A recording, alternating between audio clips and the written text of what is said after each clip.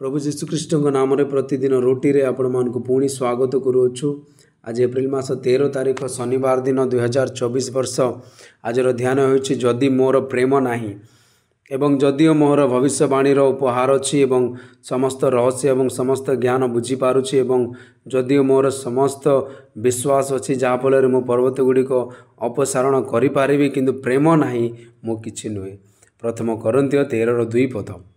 भविष्यवाणी उपहार प्रकृत रे एक महान उपहार। यह अत्यंत आश्चर्यजनक जे 2000 वर्ष पूर्वे स्वर्गर जाइथिबा प्रभु तथापि निज भविष्य वक्ता मानक माध्यम रे आम सहित प्रेम कथा कहउछन्ति एवं से माने प्रभुଙ୍କ सहित चालिबारे सांत्वना और उत्साहित करती एवं जेमानकर भविष्यवाणी उपहार अच्छी से माने सही प्रेमर वार्ता प्रदान करती से माने मध्य प्रेम रे परिपूर्ण हेबा उचित। जेते बेले आपण एक हैंडपंप माध्यम रे एक झरणा जल नियंती अनेक थर आपण कलंकार किछि कणिका देखिबे किंबा पानी रे तेलर चिन्ह यार कारण नुहे जंग दूषित होइछि किंतु हैंडपंप रो थिबा समस्या हेतु जदि भविष्यवाणी सहित उपहार व्यक्ति प्रेम बिना रहिबे ताहले तांकर निजर तिक्तता क्रोध उत्साह तांकर भविष्यवाणी वार्ता माध्यम रे बाहर को आसीबो एवं ताहा भविष्यवाणी को अर्थहीन करिबो।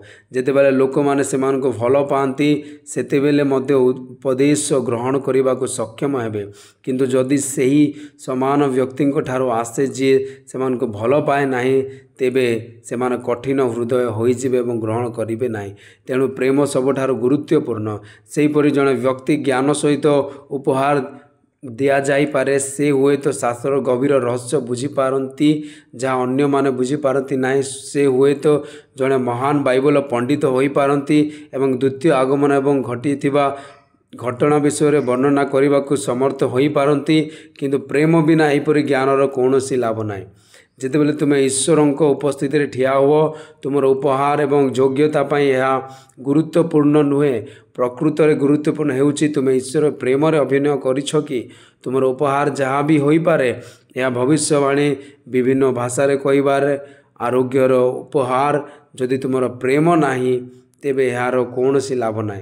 एक टेलीफोन किंबा मोबाइल फोन देखंतु जहाँ अति साधारण देखा जाए किंतु जितेबाला तुम्हें विदेश रे थिबा तुमर प्रिय व्यक्ति सहित समान उपकरण रे कथा हुओ तुम्हें आनंद रे परिपूर्ण। अन्यपटे व्यक्ति स्वर एवं प्रेम शुणा एवं अनुभव करने तुम्हें एत उत्साहित हुओ किंतु अन्य समय यह एक साधारण फोन परी रही था। सेहीपरि भाव रे प्रभु भविष्य वक्ता माध्यम कथबार्ता करती जपरी फोन माध्यम कथा हुअंती एवं जदि भविष्य वक्ता आत्मा प्रति कौन से प्रेम न थाए तेबे सही वार्ता बंद होइजिबो। यह सत्य जे भविष्य वक्ता माने ईश्वर को रहस्य प्रकाश करती किंतु जदि भविष्य वक्ता हृदय प्रेम न थाए तेबे तांको पाखरे थिबा समस्त उपहार गुड़िकर कौन लाभ ना। अधिक ध्यान करने प्रथम जौन 4:20 पद ईश्वर को प्रेम करुअछि बोली कई जदि कही आपण भाई को घृणा करे ताहले से मिथ्यावादी।